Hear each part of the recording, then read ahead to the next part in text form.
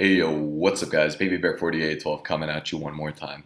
As I record this video, it's super cloudy out, but as the old adage goes, when rain brings you sorrow, Leetcode brings you joy. And so here we are. I don't think there's an adage that goes like that. I just made that up. Anyways, 863 all nodes distance k in binary tree. The companies that like this one are Amazon and Facebook more than anything. And the problem goes as follows. We're given a binary tree with a root that's passed in, and a target node, as well as an integer value k. We need to return a list of values of all the nodes that have a distance k from the target node. The answer can be returned in any order. So we're given a tree, a target is 5 and k is 2, the output is 7, 4, 1. If we take a look at the tree that represents, 5 is the target node. So from this node 5, we want to go k steps. In this case, k is 2 steps in any direction, and return a result array of containing every node that's k steps away. In this case, getting to 4 is 2 steps. Sorry, getting to 4 is 2 steps. Getting to 7 is 2 steps, and getting to 1 is also 1 step. So notice we're going kind of up through the root and down, and that's going to be that's what makes this problem a bit tricky. We're told to note that the inputs, root, and target are actually tree nodes. The descriptions of the inputs are just serializations of these objects, and we're told that here as well. So the root is a tree node, and so is the target. So I'm just going to get rid of these just to make the code look a bit cleaner. We're going to return a list at the end of the day. All right. So let's think about how we would do this problem. I don't think this one's too trivial. It's one of the harder medium tree problems in my opinion. So I don't know what your first approach was when you tried this, but for me, I started kind of scratching my head over maybe thinking about labeling each of these nodes. So I thought to myself, well, maybe we do a DFS and we do one full walk through the tree, and we notice that each of these exists at a certain depth, and so maybe the root is at depth 0, and then these two are at depth 1, and then we've got depths of 2 for all of these, and I kind of labeled them as such, and then I said, okay, well, maybe we could just say let's keep all these in some sort of array, and then let's loop through the array at the end and just pick out the ones whose depth is a difference of 2 from our target node. So if our target node is 5 and its depth is 1, let's pick up anything with depth 3. Okay, that's fine. So you realize that works here. Then you notice we missed this one, right? So we missed that one because it's the same depth. So okay, then maybe you think to yourself, maybe these could be negative, and we try to pick it up this way, and we can try that. Again, this is an approach that I kind of went with, and quite quickly you'll notice that there are circumstances where this is also going to fail. Namely, if all of the trees maybe are on one side, for example, or all the nodes are on one side of a tree, and we can try to get clever this way, but I don't think there's a super obvious approach to take in doing something like this, or even labeling with coordinates in a similar way that we would with a vertical order traversal. And you can find the video for that. I'll leave it in the description down below because that's a really good question as well. And so, like many tree problems, I think what makes this tricky is the fact that we don't have access to our parent node. I have access to my child nodes or my children, but not my parent. If I could have access to my parent, I could then just hop this way and hop to the children and count my steps from when I actually get to the target node. Unfortunately, that's not the case. That's one observation to notice. And actually, I didn't. Maybe I'll just write this here. K was 2 here, and the target, I'll try this T and then N for node like Nabi, and then node 5 was our target. This would have been, again, this would be trivial if we could have access to our parent. That's one thing. The other thing you might want to notice actually is that perhaps this question would be more trivial if this was a graph. And I know that all trees are graph, but let's think about if we had this represented in a graph-like structure, like with an adjacency list, for example. If I had this as a graph-like structure where it was directed, and hypothetically, I could actually, since 5 and 1 are at a distance of 2, what if I could jump this way? And so what if we had I guess this would be a connected bidirectional graph that essentially, or not essentially, but that was just, it was a standard graph, and it was one that we can manipulate and work with like we would answer any other graph problem. And I think that noticing this is the key to to getting to one of the solutions. This problem does have a few solutions. I'm going to just focus on one. And I believe there are a few that are equally efficient. So I will show you guys kind of a top efficiency one. And if you can notice and think about the fact that if this were a graph, this becomes a bit easier because all I've really got to do is to say, let me start from my target. All right. So I mean, maybe the name target is a bit deceptive here, but the target is going to be 5 over here. Okay. And then if I'm looking to take k steps away, well, that sounds like a classic case for a breadth first search, because I could essentially cover this. So one first step, this is almost my step number 1. All of these nodes, 3, 2, and 6, are 1 step away. All the following nodes, so the children of 3, 2, and 6, namely that's these 2 and the 1 here. Maybe I could have drawn this a bit better. These are 2 steps away. And then these ones over here, oops, and then these ones over here are 3 steps away, and so on and so forth. And so if we actually had a graph like this, and then we just did a standard breadth first search, this problem becomes pretty trivial. And so surprise, surprise, what we're going to do, the approach we're going to take, is to actually take this tree, to convert it, or at least create an adjacency list to represent a connected and directed graph. And then from there, once we have a graph, we can actually do a standard breadth first search, grab all the nodes that are k steps away, return that result, go land our dream job, and make millions. All right. So the approach we're going to take here is going to be that one. I hope that makes sense. I hope it's clear. Again, I'm not sure that that's an obvious mental step to take in kind of that quantum leap of imagination to go from saying, well, I've got a tree, let me turn it into a graph. This problem, I think, pretty naturally calls for it, though. And so I hope that at least when you see this one, if this is something you haven't done before, then maybe you've added one more tool to your repertoire and to your toolkit, and in your collection of methods and how to go about solving these problems. All right. So I actually think this is all the theory that we need to talk, but there won't be much more than this. The rest of the details will be in the code. The code will be more or less straightforward, but it is a bit verbose this time. There may be ways to shorten it down that I haven't figured it out. But anyways, let's dive into it, and we'll take a look at how we're going to deal with it from there. So maybe we'll start by doing this. Let's start out by doing error checking as usual, and then we're going to do something like we're going to turn it into a graph. And then after we turn it into a graph, we're going to do our do BFS on graph. And finally, I'm going to return my result. And at some point, I'll define a result variable, and we'll run with it. But for the actual error checking, let's think about the variables we're given and how we could maybe take on some edge cases right off the bat. So I'd argue if we're not given a root, or we're not given a target, then if both of those are missing, then I would say let's just return an empty array, because we can't really make a path happen. If we're not given a root, there's no tree. If we're not given a target, there's nowhere to start from. The other one that I would put here is with respect to k. If k is 0, right? If k is equal to 0, what that means is that we want 0 distance from our target. And so all we would have to do is return an empty list that I presume would keep our target. And I haven't looked through it says k can be 0. And so if k can be 0, then the only item that's 0 steps away is the target itself. So that's why I'm including that in my error checking. Then we're going to turn this, so we said our next step after error checking is going to be to turn this into a graph. And so maybe I'll do something like a JSON list is equal to self dot, we'll call it tree to graph. And in there I'm going to pass my root variable.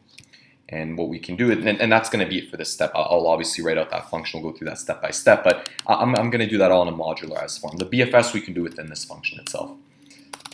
So we'll go here and we'll define a tree to graph, self, and we said we're going to be passing in a root. All right, so if we pass in a root, let's think about this. If we pass in a null root, where we've already taken care of that. We've already taken care of that error, so I'm not too worried, right? We're not going to make this a recursive function per se. So let's think about this. What I want to do is the following: I want to say, let me create some sort of, I'll create a result, and that's going to be our adjacency list. So I'm going to return that result. The reason I'm calling it result and not adjacency list is I just don't want to. Well, we're not going to actually have name collision, so we'll call it adjacency list here. Now, I want to be able to loop through each one of these items. So I'm going to start at the root and then add on all the children and grandchildren and all the kind of ancestors going downwards. Not sure if ancestors only upwards. Add everything into this adjacency list somehow. So what I'm going to do for that is I'm going to keep a queue of every item that I see, and as we're walking through the queue, we'll keep on adding that to our list. So queue is going to be equal to dec, and I'm going to begin by appending to my queue the root. And what we're going to do is we'll just jump into a loop that says while queue, so while it's not empty, we're going to do the following. We're going to say that the current node that we're looking at is going to be queue.pop left. Since this is a queue, I want to pop off from the start, so we're popping off the left side. Then I'm going to say the following. If current is not in, if that node is not already in the adjacency list, then what I want to do is I want to say adjacency list of cur is equal to an empty array. And then we're going to do the following. If we have a left and a right child, so if cur.left, I'll pass for now. If cur.right, pass. And if it's got either of these two children or both, we're going to want to do a couple things. We're going to want to add the child, so maybe we'll do this. We'll add child to parent adjacency list. We are going to want to add parent to child adjacency list. So again, we're going in two directions, so I'm going to want to do both of these. And finally, I'm going to add child to queue. And I'm actually going to do both of these steps here, and if we have a right and a left child. Once we're done and there's nothing left in the queue, we're just going to jump out and return the adjacency list, and that'll pass it down into here. Again, I'm not really doing anything new here apart from literally just creating an adjacency list. There's no funny tricks. Yeah, that's all I got to say for that. So we want to add the child to the parent adjacency list. So I want to say adjacency list of cur dot append cur dot left. Again, we've already checked if it exists. Now we want to add the parent to the child adjacency list. That list may not exist yet. Okay, so the child may not be in the adjacency list. So what I'll say is if cur.left not in adjacency list, similar to how we did up here, then we're going to say adjacency list of our left child is going to equal an empty array, and we're going to take that array and append to it our parent. All right. Finally, so that's the second step, and finally we want to add the child to the queue. So we're going to say queue.append root.left. And what I can do here, this code is all going to be the same except I'll replace the lefts with the rights. Say cur.right, cur.right, and again, those are the only three things I'm doing. So I'm adding the child to the parent's adjacency list. I'm adding the parent to the child's adjacency list, and then I'm adding the child to the queue so we can process that one next. This block of code right here, this function is now done. It's completed unless I've made any really silly errors, which I'm going to have to go back and correct. But this module is done. At this point, we've done our error checking. We've created an adjacency list, so we can now actually treat this question like a graph question. And the way to treat it like that is to now do a breadth first search on the graph in order to find all the nodes that are k steps away from our target. Now, we're going to have to do a couple things. I'm going to have to determine a result array. I'm going to have to determine some sort of depth. So I want to start from a depth of 0 and say, let me track how many steps I've taken along the way. Once I've taken my k steps, whatever items are in the queue at k steps, I'm going to add to my result, and then I'm going to break out. So I'm going to track the depth, and I'll say the depth is going to be 0. Like with many breadth first searches, we're going to want to keep a visited. I'll use a set because it's got instant lookup so that we're not going from parent to child back to parent and jumping forth. We only want to go outwards, all right? And finally, beyond that, we're obviously going to need a queue, which I'll use the kind of same syntax I used up here. And now, where we want to start with our breadth first search is going to be from the target node, right? So I'm going to say queue.append target. So this is all you know what? I'm going to make a lot more space here and kind of move things down a bit. We're going to be starting our depth first search from here. And what I want to do is as follows. I want to say while queue, so while there is something in the queue. And also what I'm interested in is that the depth is less than or equal to k. Reason being, if I have a depth of 2, and let's say that So I'm at this 5. Once I've taken 2 steps out, I don't want to take 3 steps and 4 steps and search, because I mean I've got my answer, right? So when I get to the k is 2, I'm going to append those items as they are, and then I'm going to break out of this and just return the result. We don't want to go any further than we need to. From here, we'll say the following. We're going to say that the current item we're working with, cur, is going to be equal to q.pop left. Or actually, I take that back. I think that I'm going to have to do this in 1 second, because what I want to do first is I want to start looping through the queue at whatever length it's at right now and pop off every item individually. So I'm going to do this in a for loop, and I'm going to say for some underscore. We're not going to need this variable. So for underscore in range of the length of the queue, I'm going to say that, I'm going to say that cur is equal to q.pop left, all right? Made a bit too much space. So that's fine. Cur is equal to q.pop left. So now we're looking at our current, so that item that we just popped off, we're looking at, sorry, I'm tripping over my words. We're looking at the current item. And in this item that we're looking at, we're going to want to search through all of its children and take steps there. So we're going to say for child in adjacency list at cur, we're going to do the following. We're going to say q.append child. Okay, we're going to do q.append child. And then we're going to say the following. So it's going to be in the queue. We're going to visit it. But once we've appended all these children onto the queue, what am I going to want to do? I'm going to want to say if my depth is equal to k.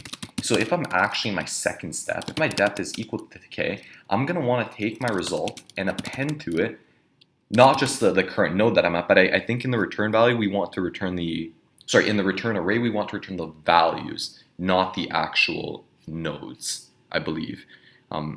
Return a list of the values of all nodes. So I'm going to append cur.val.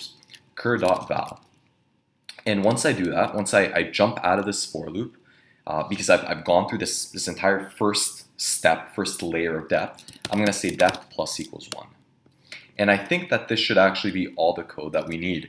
I'm going to try to run this really quickly, and then I'll go through and explain just to make sure that everything about this BFS makes sense. So let me try to run this super quick. I forgot to do something. And let's see what I forgot to do. We're popping off the left here. I'm getting stuck in an infinite loop.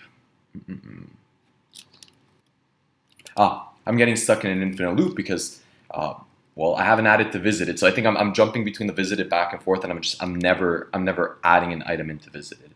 So I just forgot to use that entirely. So I'm popping off this current value, and maybe what we'll say is if cur not in visited,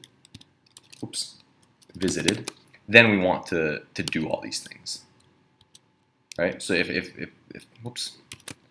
I only want to tab these in. Maybe move myself a bit. There we go.